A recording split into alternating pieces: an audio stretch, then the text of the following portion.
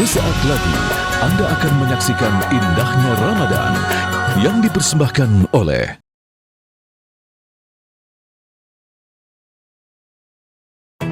Ya ayyuhan nasu u'budu rabbakumul ladzi khalaqakum walladzina min qablikum la'allakum tattaqun. Hai seluruh manusia, jadilah kamu hamba Tuhan kamu, perhambakan dirimu. Nah, hamba itu cirinya apa? Satu, dia kerjakan perintah tuannya meskipun memberatkannya. Dia akan berusaha sekuat tenaga agar menggembirakan tuannya. Yang kedua, dia tinggalkan semua larangan tuannya walaupun itu hobi dan kebiasaannya. Yang ketiga, dia rela menerima apapun kebijakan tuannya asalkan tidak ditinggalkan oleh tuannya, tidak diusir dari sisi tuannya. Ketika kita sudah ditentukan menjadi hamba Allah, maka seluruh kehidupan kita ini harus mencerminkan penghambaan. Mulai dari bicara, makan, minum, tidur, berumah tangga, berjalan, lari, dan lain sebagainya, berusaha, semuanya wajib bernilai penghambaan.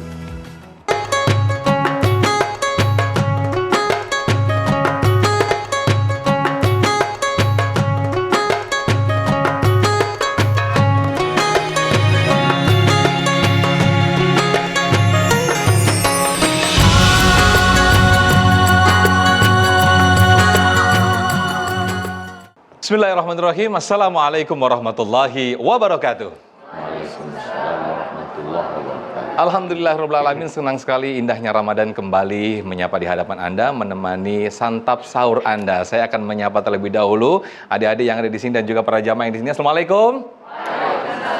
Sehat semuanya? Alhamdulillah. Saya juga akan menyapa guru-guru kita yang ada di sini. Alhamdulillah. Ustadz Abdul Somad, alhamdulillah sehat? Alhamdulillah Ustaz, barakallah. Sahabat UAS, Yai Syarif, assalamualaikum, sehat? Yai? Assalamualaikum warahmatullahi wabarakatuh. Alhamdulillah baik. Alhamdulillah, Masya Allah. Pemirsa, kita mengetahui kalau kita sedang berjalan di jalan raya, ini kita tidak bisa sembarangan. Selalu ada rambu-rambunya. Ketika ada lampu merah, kita harus berhenti. Ketika ada lampu hijau, baru kita jalan. Di dalam jalan pun ada markanya. Tidak boleh sembarangan ambil kanan dan juga ambil kiri. Itulah dalam menjalani kehidupan kita juga tidak boleh sembarangan. Karena semuanya akan dipertanggungjawabkan. Itulah tema yang akan kita angkat pada kesempatan pagi hari ini. Semua perbuatan akan dihisap. Kami persilakan terlebih dahulu segmen satu ini Yai Syarif untuk memberikan pemaparannya. Fadal, Yai. Assalamualaikum warahmatullahi wabarakatuh. Waalaikumsalam warahmatullahi wabarakatuh. Alhamdulillah wassalatu wassalamu ala Rasulillah wa ala alihi wa ashabihi wa man tabi'ahu wa wala amma ba'd. Yang terhormat Ustadz Abdul Somad serta Bapak Ibu dan anak-anak sekalian, pemirsa TV One dimanapun Anda berada, jika kita masuk di keraton, sebuah keraton, kita akan bertemu dengan orang-orang yang berjalannya ngesot. Mereka bukan orang-orang setruk, sehat, bahkan datangnya ada yang lari, ada yang datangnya pakai ngontel. Kenapa dia ngesot? Kalau ditanya dia akan berkata, di hadapan Kanjeng Sinuwun harus seperti ini. Pakaian mereka hanya kemben-kemben saja, bukan mereka tidak orang kaya. Mereka orang kaya juga. Ada yang punya batik, punya blue jean dan sebagainya. Tetapi kenapa di situ kemudian menggunakan pakaian kemben? Di hadapan Kanjeng Sinuwun seperti ini. Berapa gaji mereka? Tidak besar-besar amat. Bahkan mereka dengan gaji yang kecil sudah gembira. Yang luar biasa itu ada orang yang pernah dipanggil sama Kanjeng Sinuwun ke kamar pribadinya, keluar tuh dengan wajah ceria. Wah, aku diaturi Kanjeng Sinuwun, wis marem atuh iki. Kamu diparingi apa? Enggak, suruh ngelap sepatunya. Suruh ngelap sepatunya, seneng. Kenapa? Karena yang dilap itu sepatunya Kanjeng Sinuwun. Pertanyaan kita, siapa mereka itu? Orang yang ngeslot, pakaiannya cuma kembentok, kemudian gembira suruh ngelap, gaji kecil juga rela. Bahkan lagunya juga mungkin tidak sesuai dengan lagu kita. Kita senang yang dangdut, senang yang jazz. Dia lagunya pakemnya kayak itu aja. Tapi semua karena kesannya Kanjeng Sinuwun. Kalau ditanya siapa mereka? Mereka adalah abdi dalem. Ya ayyuhan nasu u'budu rabbakumul ladzi khalaqakum walladzina min qablikum la'allakum tattaqun. Hai seluruh manusia, jadilah kamu hamba Tuhan kamu. Ini terjemahannya kita kadang-kadang sembahlah Tuhan kamu. Bukan. Jadilah dirimu hamba di hadapan Tuhan kamu. Perhambakan dirimu. Nah, hamba itu cirinya apa? Satu, dia kerjakan perintah tuannya meskipun memberatkannya. Dia akan berusaha sekuat tenaga agar menggembirakan tuannya. Yang kedua, dia tinggalkan semua larangan Tuhannya walaupun itu hobi dan kebiasaannya. Yang ketiga, dia rela menerima apapun kebijakan Tuhannya asalkan tidak ditinggalkan oleh Tuhannya, tidak diusir dari sisi Tuhannya. Nah, ini paling tidak 3 atau 4 ciri-ciri ini, hamba. Ketika kita sudah ditentukan menjadi hamba Allah, maka seluruh kehidupan kita ini harus mencerminkan penghambaan. Hamba. Semua yang kita lakukan harus bernilai ibadah, penghambaan. Mulai dari bicara, makan, minum, tidur, berumah tangga, berjalan, lari, dan lain sebagainya, berusaha, semuanya wajib bernilai penghambaan. Nah, maka Allah melengkapi ini karyawan-karyawan kita dan lahan-lahan bisnis kita. Tangan ini adalah lahan penghambaan yang bisa mendatangkan banyak pahala. Mata, mulut, hidung, telinga, kaki, farji, semua badan kita ini adalah lahan bisnis pahala di hadapan Allah. Semua bisa mendatangkan pahala. Dan nanti pada hari kiamat, semua karyawan kita atau lahan bisnis ini akan dihitung, akan dihisab kira-kira begitu. Berapa sih perolehan tanganmu itu plus minusnya, berapa perolehan matamu plus minusnya, berapa perolehan mulutmu, telingamu, hidungmu, dan sebagainya, itu akan dihitung semua di hadapan Allah. Saya kadang bertanya, jangan-jangan kalau kita dihitung nanti hari kiamat, tangan kita tidak masuk surga. Kita pretelin satu persatu. Berapa sih keuntungan pahala kita? Tangan kita mana pahalanya? Mungkin sedikit kita pahala. Karena kebanyakan tangan kita main handphone, WA untuk hal-hal yang tidak menyenangkan Allah. Kalau ada orang yang menfitnah lawan politik kita, wah kita dukung betul. Dan kita share. Kita lupa ini nanti panen dosa nggak terhitung. Sebaliknya kalau misalnya dapat doa yang mustajab disimpan sendiri untuk sendiri gitu kan. Wah ini doa untuk bikin kekayaan. Karena saya ini kebagian saya ada dibully di Facebook, Syarif Rahmat menggandakan uang. Ada juga itu, ada uang gaib juga. Orang gaib nanti di alam gaib saya bilang. Tapi saya tidak marahin mereka, tidak lawan mereka, mungkin pahala saya ada di situ. Kan? Berapa pahala mata kita? Kira-kira kalau hari ini mata kita diambil, dipisahkan, kira-kira kalau didaftarkan itu masuk surga apa neraka? Saya nggak minta jawaban, tapi dari cara mengedip ibu-ibu yang datang di tempat ini mungkin tidak jauh dengan saya. Saya kok lebih senang melihat orang-orang yang cantik-cantik daripada orang tua sendiri. Lama-lama dilihat kan. Ini pun mungkin kalau tidak kelihatan orang lain, mungkin saya akan menggemari melihat satu persatu dengan awetnya kita. Lahan pahala ini banjir. Begitu dikalkulasikan, maka dosa mata jauh lebih baik daripada pahalanya. Mulut kita, Masya Allah. Kalau baca Quran itu kadang-kadang salah-salah bacaannya, kurang-kurang fasih lah. Ikhfa, idgham, idghamnya masih salah. Tapi kalau ngomongin orang itu, hampir rata-rata ibu di kampung saya itu fasih. Tapi kalau ibu-ibu yang seragamnya, saya belum yakin lunas atau belum nih. Yakin sudah lunas semua lah ya. Insya Allah berbeda dengan mereka. Di kampung-kampung itu kalau ngomongin, di pengajian saja ngomongin orang lebih banyak daripada baca Qurannya. Kalau ibu-ibu kita tidak pernah lah ya. Jarang-jarang lah baca Quran banyak ngomongin orangnya kan. Itu insya Allah. Begitu dikalkulasi mulut kita, ini yang kita omongin badan kita sendiri ya Bu ya, bukan ibu-ibu. Kalau ibu-ibu insya Allah ya nggak jauh lah. Begitu dikalkulasi nanti dihisap oleh Allah, kayaknya mulut kita ini pantas masuk neraka. Jika mulutnya pantas masuk neraka, tangannya pantas masuk neraka, kaki, hidung, mata, farji pantas masuk neraka, mau di mana kita? Maka mulai sekarang ayo kita mulai, ini kambing-kambing kita rawat yang baik. Ini sapi-sapi kita rawat yang baik. Sebab berarti kalau tangan piaraan kita, mulut piaraan kita itu kemudian ngacak-ngacak kebun orang, yang kena adalah pemiliknya, kita sendiri. Wallahu a'lam bishawab. Masya Allah. Satu, jadi introspeksi dan juga muhasabah tersendiri bagi kita semuanya apa yang disampaikan Yai Syarif tadi.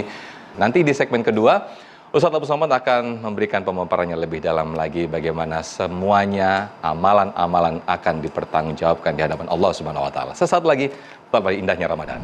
Sholat kita dengan sholatnya Nabi dan sahabat Nabi itu sama apa nggak sama?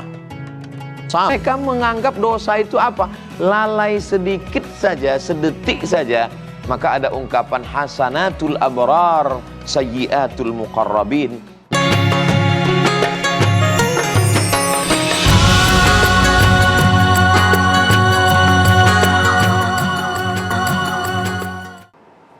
Baik pemirsa, Masya Allah, tabarakallah, kembali di indahnya Ramadan. Di segmen kedua ini kita akan memperdalam materi kita yang menarik sekali.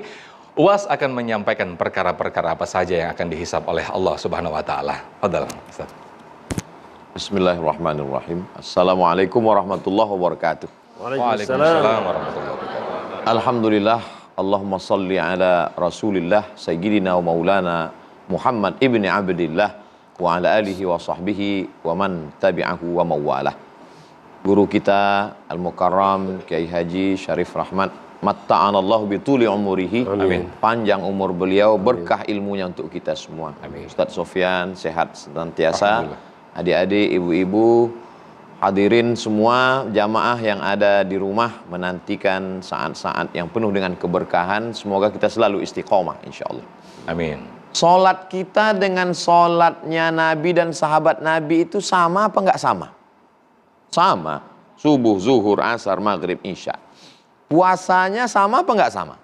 Sama, 29 hari atau 30 hari. Lalu kemudian bayar zakatnya sama, nisabnya juga. Hajinya sama, umrohnya sama. Terus yang beda itu di mana? Bedanya itu adalah rasa takut untuk melakukan perbuatan yang dilarang Allah. Di situ letak perbedaan. Takut mereka itu lebih. Makanya kalau ada yang nanya, kenapa kita nih puasa-puasa terus? Lihat ujung ayatnya. La'allakum tattaqun. Supaya muncul dalam hati itu rasa takut. Jadi kalau kita baca bagaimana takutnya mereka kepada Allah Subhanahu wa taala. Imam Abu Hanifah meninggal tahun 150 Hijrah. Di tahun yang sama lahirnya Imam Muhammad bin Idris Asy-Syafi'i. Beliau tinggal di Kufah. Nama populernya sampai di tempat kita Imam Hanafi. Beliau suatu ketika di bawah panas terik. Sementara di samping itu ada pohon rindang. Lalu orang bertanya, Imam Hanafi, kenapa engkau kena panas? Kan di samping ada pohon yang rindang. Bernaung saja di bawah pohon itu kan teduh tenang. Kata Imam Hanafi, orang yang punya pohon ini ngutang ke saya. Terus, ya kalau ngutang orang itu, berarti dia bernaung di situ ngambil manfaat. Kullu qardin jarra naf'an fahuwa riba. Kalau ngambil manfaat dari pinjaman berarti riba. Enggak mau bernaung di bawah pohon hanya. Padahal kalau dia bernaung di situ, emang yang punya pohon rugi? Enggak. Tapi takutnya kepada Allah Subhanahu wa taala. Kalau kita, jangankan bernaung, pohonnya kita potong. Kita bawa pulang, yang punya marah, kenapa dipotong? Kamu ngutang kan sama saya? Bolak-balik ke Makkah, labbaik Allahumma labbaik, nangis, iktikaf. Tapi takutnya itu yang perlu ditanamkan kepada Allah Subhanahu wa taala. Dalam kitab Ar-Risalah Al-Qushairiyah, pegangan ulama Ahlus Sunnah wal Jamaah dalam bidang tasawuf, bercerita tentang orang salatnya lengkap, puasanya, zikirnya, baca Qur'annya, tapi hisabnya lama sekali di akhirat. Gara-gara apa? Ternyata dia pulang dari kenduri, kondangan, makan daging, dagingnya nyangkut. Nggak sabar sampai pulang ke rumah, itu kan nyangkut, mengganggu sekali. Lalu kemudian di tengah perjalanan, dia ambil ranting kayu yang tumbuh di depan rumah tetangga. Alhamdulillah, lepas masalah. Ternyata itu di akhirat menjadi penghalang, hisabnya lama sekali. Jadi kalau ranting kayu di depan, kira-kira yang punya rumah rugi nggak ranting itu diambil? Enggak, itu sampah. Tapi begitulah lamanya. Kita, berapa bunga mawar tetangga yang sudah habis? Bukan cuma ranting, sama pot-potnya sekalian. Ah, nggak apa-apa kok, orang cuman gini aja. Makanya sahabat itu mengatakan, ada perbuatan-perbuatan yang kamu anggap sepele, kamu anggap itu sebesar ujung rambut, tapi kami dulu di zaman Nabi menganggapnya itu sebesar bukit Uhud. Kita nyepelekan, ini dosa. Ah, insya Allah istighfar 3 kali selesai. Meremeh-temehkan. Ingat, orang terpleset biasanya karena kerikil kecil. Orang jatuh biasanya kena kulit pisang. Orang biasanya terjatuh karena lubang kecil. Kalau ada sumur besar, dia akan hati-hati. Ingat, yang hari ini kerikil, yang kita anggap sepele, kecil-kecil, itu akan menjadi bukit besar menghalang kita dari rahmat Allah Subhanahu wa taala. Lalu kemudian Ada seorang ulama namanya Syekh Abdul Wahab. Karena kampungnya itu di dekat Sungai Rokan, dikenal dengan nama Syekh Abdul Wahab Rokan.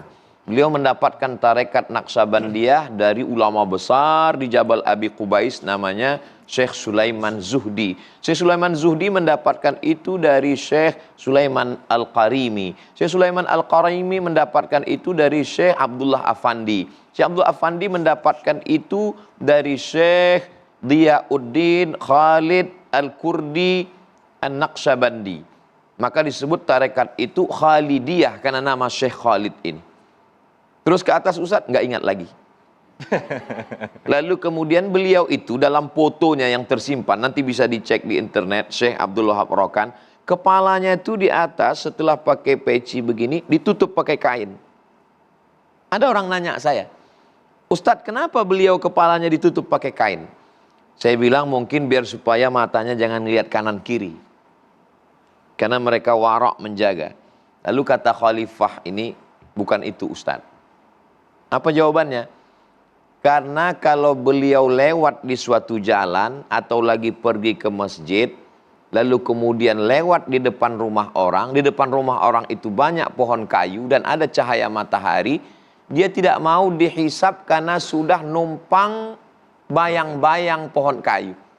Lama saya merenung. Sudah berapa pohon kayu yang saya lewati. Dan berapa bayang-bayang menaungi saya. Dan berapa rumah tempat saya minta maaf. Ya Allah, betapa. Makanya kalau ada orang mempermasalahkan, kenapa Nabi itu beristighfar? Wallahi demi Allah, inni astaghfiru ila rabbi wa atubu ilaih. Aku beristighfar dan minta ampun kepada Allah mi'ata marrah, 100 kali sehari semalam. Dosa Nabi itu apa? Karena kita nganggap yang namanya dosa itu minum khamar, berjudi, berzina. Mereka menganggap dosa itu apa? Lalai sedikit saja, sedetik saja. Maka ada ungkapan hasanatul abrar, sayyiatul muqarrabin. Yang kita anggap perbuatan baik, tapi bagi mereka orang-orang yang dekat dengan Allah itu merupakan perbuatan yang sangat besar hisabnya nanti di akhirat. Insya Allah kita semua diselamatkan itu. Amin, amin. Dengan pendidikan Ramadan ini, ada seorang wali Allah namanya Imam Ibrahim bin Adham. Dia langkahkan kakinya pertama, langkah kaki kedua, dia mundur lagi. Temannya sebelah nanya, kenapa kamu mundur lagi wahai imam? Pada saat kulangkahkan kaki pertama, aku tahu tujuannya untuk apa. Pada saat kulangkahkan yang kedua, aku tidak tahu, maka aku khawatir nanti aku dihisab dan aku tidak bisa menjawabnya di hadapan Allah SWT. Bagaimana dengan kita sekarang ketika ditanya, mau kemana? Enggak tahu ini kemana arah kaki melangkah. Enggak jelas tujuan hidupnya. Maka mereka begitu memperhatikan. Imam Ibrahim bin Adham punya karamah yang luar biasa. Kalau Nabi ada mukjizat, kalau wali Allah itu ada karamahnya. Beliau bisa sholat maghrib di Masjidil Haram, sholat isya'nya nanti bisa di Masjid Nabawi. Sampai akhirnya suatu malam enggak bisa melakukan itu. Lama dia muhasabah merenung. Apa yang menyebabkan ini? Dosa enggak ada. Lama-lama Allah pertemukan, berikan ilham. Rupanya tadi dia pergi ke pasar, biasa beli kurma satu tumpuk itu 7. Hari itu dia membeli kurma isinya 8. Yang menjual itu salah ngitung. Yang salah bukan dia. Yang salah jual. Sekecil itu pun ada efeknya. Hilang karomahnya gara-gara itu. Gimana nih Pak Ustadz, kok hilang hafalan saya? Bukan cuma satu yang termakan, satu kotak kita makan. Mereka itu amat sangat halus pandangannya di hadapan Allah Subhanahu wa taala. Itulah mengapa Allah mengangkat derajat mereka. Hari ini kita menyepelekan, meremehkan. Maka sampai saatnya nanti al-yauma nakhtimu ala afwahihim, mulut terkunci. Wa tukallimuna aydihim, tangan akan berbicara. Wa tashhadu arjuluhum, kaki akan bersaksi. Tapi ada orang yang memang wara, menjaga diri. Tapi ada yang mutawarri, pura-pura wara. Ini orang-orang yang wara, memang menjaga diri, nunduk aja. Yang satu ini mutawarri, lagi kondangan. Kebetulan yang nuangkan air minumnya itu jariyah, seorang hamba sahaya perempuan. Dia nuangkan air. Yang warak ini nunduk semua. Yang mutawarik ngomong, kamu nih katanya orang-orang warak menjaga diri, nggak mau ngelihat perempuan. Kenapa kamu mau minum padahal yang nuangkan air ini perempuan? Lalu mereka semua ngomong, kami sudah lama minum di sini, nggak tahu kalau yang nuangkan ini perempuan. Kamu kok tahu? Ternyata yang pura-wara ini ngelihat. Mereka nggak pernah ngelihat itu, nggak pernah memperhatikan itu. Begitulah mereka halusnya pandangannya. Tapi jangan gara-gara ini adik-adik jadi takut lalu ke gua semua. Kita tetap hidup dengan kehidupan kita sekarang. Kita tetap di zaman kita sekarang, tapi kita menjaga sesuai kemampuan kita. La yukallifullahu nafsan illa wus'aha. Saya termasuk orang yang suka membaca biografi ulama dulu untuk mengukur bayang-bayang. Supaya kita merasa kita ini nggak ada apa-apanya. Kalau kita bandingkan diri kita dengan orang pelaku dosa, kita menyangka kita ini udah penghuni surga. Tapi kalau kita bandingkan diri kita dengan orang-orang soleh ini, kita ini orang yang sangat jauh. Maka kalau ada berani berdoa, wa adkhilnal jannata ma'al abrar, masukkan aku surga kepada bersama mereka. Malu nggak kita? Mungkin mereka kalau dekat maksud Allah. Demikian Ustaz. Ya Allah, Masya Allah, tabarakallah. Ini lagi-lagi kita diingatkan kembali oleh guru kita UAS. Kita diingatkan, dikisahkan kembali betapa hati-hatinya para ulama salafus soleh terdahulu. Hal-hal yang kecil, hal-hal yang remeh-temeh, semuanya akan dihisap di hadapan Allah Subhanahu wa Ta'ala. Bagaimana dengan kita? Kita akan lanjutkan usai jeda. Kita sahur lagi. Silakan Yai, silakan Ustaz. Salahnya diazab.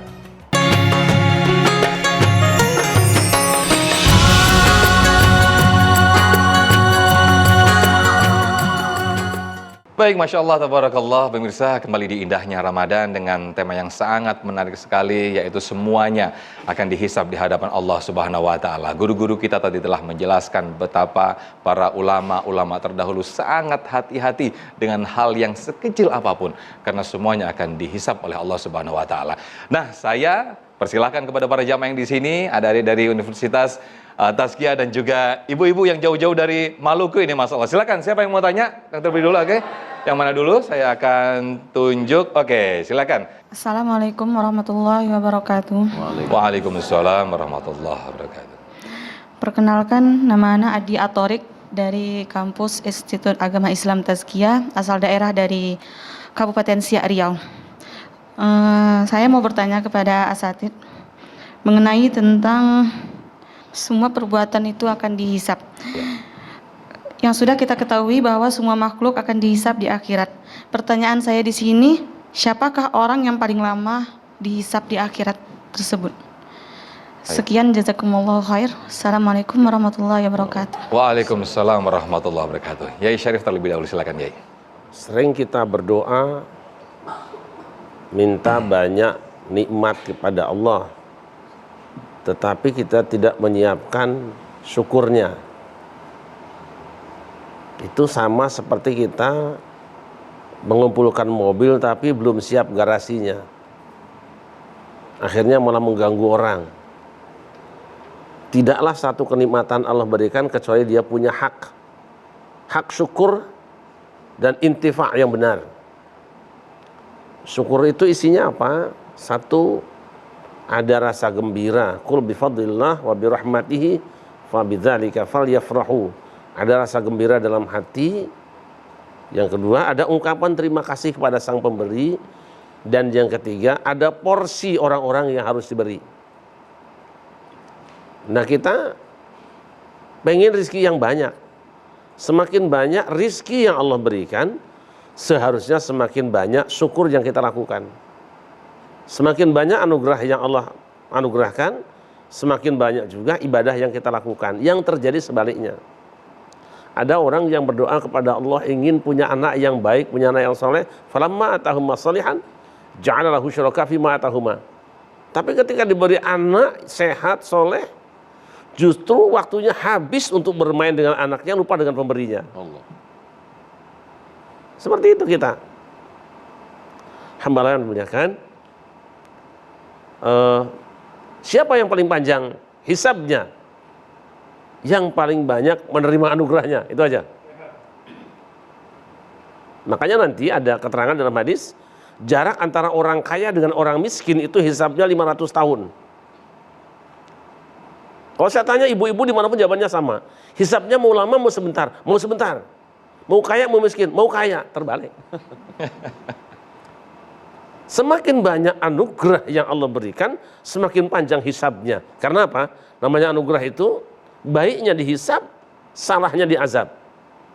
Ada memang jalan keluarnya. Kalau orang banyak uang, banyak kendaraan, mau cepat hisabnya, masuk jalan tol. Jangan pakai amal orang kampung, amal jalan tol. Begitu orang yang banyak anugerah, banyak nikmat, banyak harta, kalau ingin cepat, banyak sedekah. Saya ingat satu hadis yang menceritakan bahwa nanti di hari kiamat itu akan ada orang yang dipanggil masuk surga, itu mujahid. Masuk ke dalam, keluar lagi. Kenapa ada keluar lagi? Bukankah Anda berjihad ingin masuk surga? Benar. Tapi aku bisanya masuk surga itu karena aku punya ilmu, ada orang yang ngajari tentang ilmu nilainya, apa namanya, pahalanya jihad. Yang ngajari siapa? Ustaz Abdul Somad. Jadi aku tidak mau masuk surga kalau Ustaz Somad belum masuk. Panggil dia. Panggil Ustaz. Apa benar ini menurut kau? Bukanlah. Aku tak pernah nampak wajah dia. Tapi aku nonton TV. Jadi dia dapat ilmu tentang pahala berjihad untuk masuk surga itu karena pengajian Ustaz Abdul Somad. Jadi Ustaz masuk dulu surga. Pas masuk keluar lagi. Kenapa keluar lagi? Aku memang yang ngajarin ngajinya, aku yang pengajiannya. Tapi aku bisa pengajian sehingga banyak orang yang berjihad dapat ilmu dari aku karena ada sarananya. Jadi yang bikin sarana siapa? TV One. Loh, TV One punya siapa? Punya si Anu. Aku tidak mau masuk surga kalau pemilik TV One belum masuk surga duluan. Masya Allah. Tapi kan TV One juga nanti tidak sendirian, ada kameramen. Kameramen masuk dulu. Baru Ustaz Abdul Somad, baru santri-santrinya. Wallahu a'lam bishawab. Allah. Masya Allah. Baik, saya persilakan kembali. Saya juga akan ajak nih. Saya nggak sendirian Ustaz. Saya nanti keluar lagi. Saya ajak lagi ini untuk masuk surga semuanya. Amin. Baik. Dari mahasiswa Universitas TSGIA, silakan. Ada yang mau tanya lagi? Oke, silakan. Ya. Bismillahirrahmanirrahim. Assalamualaikum warahmatullahi wabarakatuh.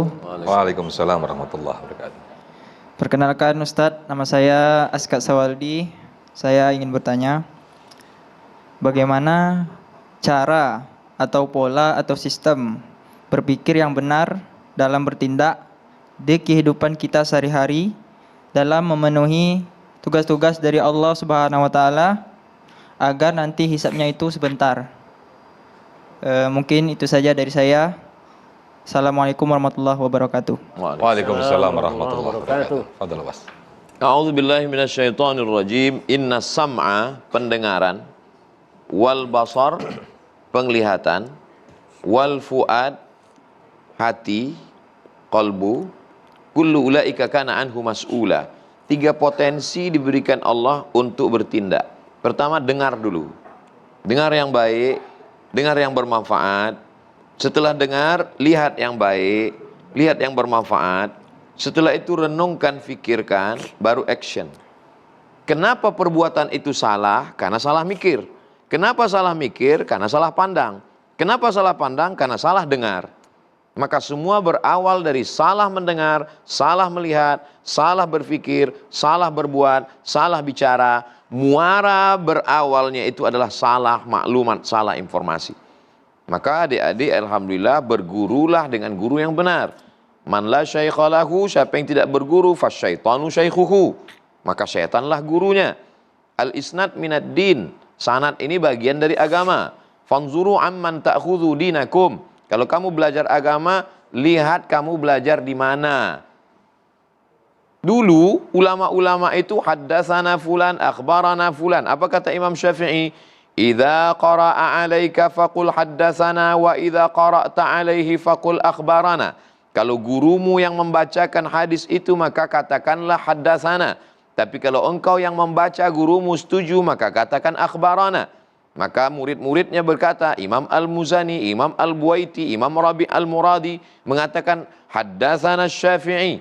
Imam Syafi'i mengatakan haddatsana Malik. Imam Malik mengatakan haddatsana sampai kepada Sayyidina wa Maulana Muhammad sallallahu alaihi wasallam. Sekarang haddatsana YouTube, akhbarani Google. Oh, kalau begitu salah kami ngaji dari indahnya Ramadan melalui TV One. Enggak salah. Silakan ambil dari YouTube, silakan ambil dari sosial media selama ustadznya itu ada di alam nyata. Kiai Syarif ada, Ustaz Abdul Somad ada akidahnya Ahlus Sunnah wal Jamaah. Bagaimana mereka berfikih? Fikihnya bermazhab Syafi'i. Bagaimana tasawufnya? Sunni. Ambil ilmunya, dengar dengan baik, pandang dengan baik, fikir dengan baik, amalkan dengan baik, ikhlas kepada Allah. Insya Allah itu akan menjadi bekal menghadap Allah dan selamat kita di masa akan datang insya Allah. Demikian. Amin ya Rabbal Alamin. Baik, saya akan ambil mic terlebih dahulu karena mungkin lagi mikir apa nih kira-kira nih yang saya akan dihisap ini ya Allah. Lagi mikir seperti itu. Baik, tetaplah bersama kami di Indahnya Ramadan. Siapa kita minta maaf? Nabi SAW minta maaf. Man jalattu lahu zahran, siapa yang pundaknya pernah kusakiti, hadza zahri falyastaqid minhu, ini pundakku silakan balas. Man kuntu syatamtu lahu irdan, siapa yang harga dirinya pernah aku aniaya, aku zolimi, aku sakiti, ini harga diri Muhammad silakan balas.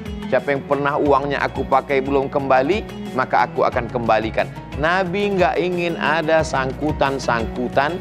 Nabi yang sehebat itu saja begitu takutnya, bagaimana dengan kita? Sebenarnya Nabi ingin mengajarkan pada kita, jangan sampai ada sangkutan.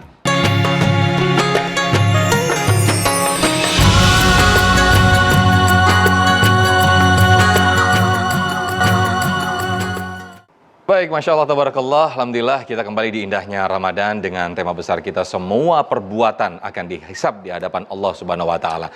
Saya sudah menampung beberapa pertanyaan yang ada di samping saya dari mahasiswa Universitas Tazkiyah. Silakan, boleh berdiri langsung. Assalamualaikum warahmatullahi wabarakatuh. Waalaikumsalam warahmatullahi wabarakatuh. Perkenalkan, saya Alea dari Indragiri Hilir Riau, mahasiswi Tazkiyah. Izin bertanya Ustadz, saya pernah mendengar sebuah ungkapan dari sahabat Rasulullah SAW, Sayyidina Umar bin Khattab radhiyallahu anhu, hisablah diri kalian sebelum kalian dihisab di akhirat.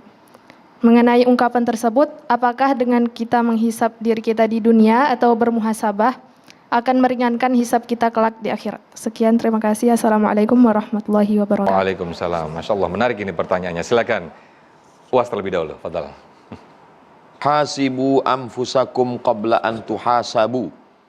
Introspeksi diri kamu sebelum kamu dihisab nanti di akhirat. Wazinuha qabla an tuzanu. Timbang-timbang amal kamu sebelum nanti amal kamu ditimbang di akhirat. Apakah kalau kita menghisab dan menimbang amal dulu di dunia, maka nanti di akhirat akan ringan? Otomatis iya.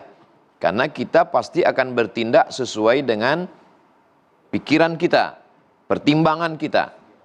Makanya Umar bin Khattab itu mengambil rotan kayu panjang, lalu dari balik dinding dia pukul kakinya. Wahai kaki, hari ini kamu kemana saja? Apakah bermanfaat atau tidak? Didengar oleh sahabat dari balik dinding. Umar ngomong dengan siapa? Dia ngomong dengan dirinya sendiri. Jadi dia tidak hanya sekedar ngomong bicara, tapi dia muhasabah. Coba kita amalkan muhasabah. Hai mata kemana saja, hai telinga kemana saja, hai hati kemana saja, hai pikiran kemana saja. Maka kalau itu kita lakukan sebelum tidur, insya Allah akan ringan. Kenapa? Karena semua perbuatan yang kita lakukan, tindak tanduk, dari mulai bisikan telinga, kedipan mata, langkah kaki, hayunan tangan, itu semua berdasarkan pertimbangan yang penuh, tidak sembrono, tidak asal-asalan. Kita sebenarnya diciptakan Allah menjadi makhluk yang bertanggung jawab. Dan madrasah Ramadan ini mendidik kita seperti itu. Di Ramadan ini semuanya kita timbang. Mulai pandangan mata, apa yang kita dengar, apa yang kita bicarakan, emosi kita, langkah kaki kita. Kalau ada yang ngajak, ayo kita nongkrong di pinggir jalan. Mohon maaf, ini sedang puasa. Enggak apa-apa, nanti tundukkan. Enggak. Ayo kita buka bareng bersama. Saya khawatir nanti takut ketinggalan, enggak sholat maghrib berjamaah. Nanti kita sholat. Enggak, saya yang bayar. Oke. Demikian Ustaz. Masya Allah. Ya Syarif mungkin boleh menambahkan sedikit. Fadal, ya. Ada seorang calon jamaah haji yang dulu menyelipkan keris di kopernya. Begitu sampai di Jeddah, dideteksi kena. Kopernya disobek, kerisnya diambil, dia dibawa oleh polisi, menangis. Ditanya sama orang-orang, Kong, orang tua kebetulan, ngapa lu bawa keris? Rupanya dia itu seorang paranormal yang mengandalkan keris tadi, mau gue mandiin nih pakai jam-jam nih. Saya bilang, lu aja belum mandi. Kenapa dia menangis dan menyesali sampai dibongkar itu semua? Karena tidak menghisab dirinya, dia tidak tahu ada peraturan yang seharusnya tidak dilanggar. Tidak membawa senjata tajam. Dan tidak membawa barang-barang yang dilarang. Kalau dari awal dia sedang perhitungkan akan bahaya di depannya, niscaya dia akan selamat. Hasibu anfusakum qabla an tuhasabu. Kamu beresi dulu kopermu sebelum diperiksa, menyesal kamu nanti. Masya Allah. Masya Allah. Saya ke para mahasiswa yang sudah siap dengan pertanyaannya. Silakan, ada? Oke, boleh. Baik, bismillahirrahmanirrahim. Assalamualaikum warahmatullahi wabarakatuh. Waalaikumsalam warahmatullahi wabarakatuh. Baiklah, nama saya Muhammad Rizky Atani dari Institut Agama Islam Tazkiyah Sentul Bogor. Jadi izin bertanya Ustadz, kita ketahui bahwa adanya golongan orang-orang yang masuk surga tanpa dihisap. Maka pertanyaannya, amalan-amalan apa saja yang dapat menghantarkan kita masuk ke surga tersebut tanpa hisap? Syukran Ustadz. Wassalamualaikum warahmatullahi wabarakatuh. Waalaikumsalam warahmatullahi. Silakan, Uwas.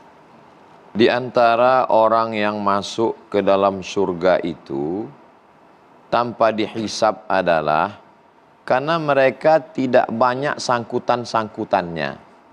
Sampai-sampai salah satunya disebut adalah orang yang tidak la yastarqi, tidak mau diruqyah.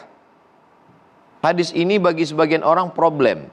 Karena ketika dia terganggu kerasukan setan, dia bingung, ini dilanjutkan dengan setannya atau minta ruqyah. Jadi maka komen ulama pun banyak. Yang satu mengatakan maksudnya kalau ruqyahnya itu ruqyah syirkiyah, ruqyah yang mengandung makna syirik. Tapi kalau ruqyahnya syar'iyah, enggak apa-apa. Satu lagi pendapat ulama, kalau dia meyakini sembuhnya itu karena orang yang meruqyah itu, bukan karena Allah Subhanahu wa taala.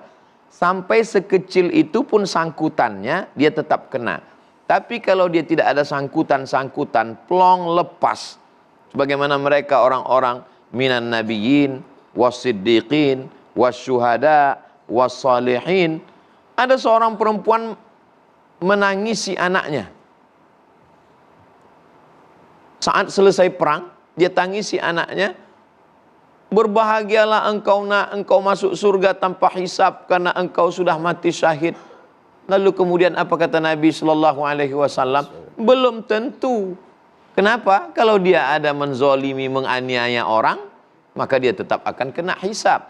Jadi kalau mau tidak hisab, maka jangan pernah ada sangkutan-sangkutan kepada makhluk. Bagaimana mungkin kita tidak ada sangkutan? Kita kan manusia biasa. Kepada Allah bertaubat nasuha, kepada manusia minta maaf. Siapa kita minta maaf? Nabi SAW minta maaf. Man jalattu lahu zahran, siapa yang pundaknya pernah kusakiti, hadza zahri falyastaqid minhu, ini pundakku silakan balas.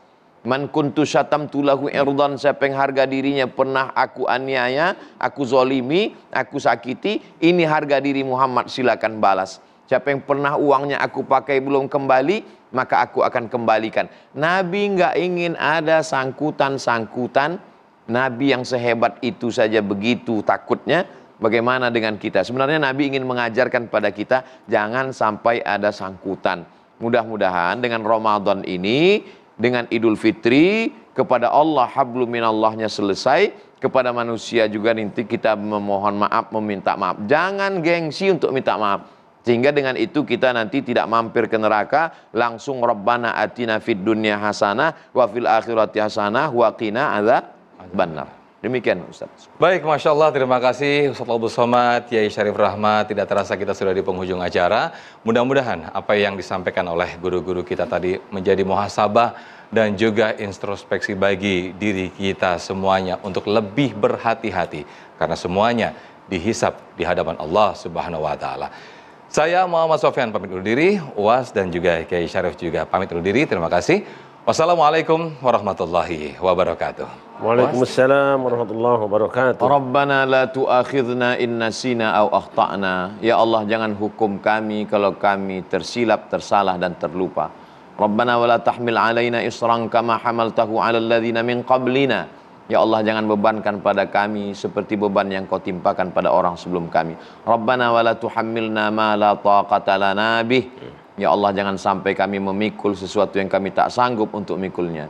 Anta maulana, engkau penolong kami. Fansurna, maka tolonglah kami ya Allah. Fansurna 'alal qaumil kafirin, fansurna 'alal qaumil zalimin, fansurna 'alal qaumil munafiqin. Hasbunallah wa ni'mal wakil. Engkau sajalah sebaik-baik penolong kami. Ni'mal maula wa ni'man nasir. Wala haula wala quwata illa billahil aliyil azim. Wa sallallahu ala sayyidina Muhammad wa ala alihi wa sahbihi wasallam. Walhamdulillahi rabbil alamin.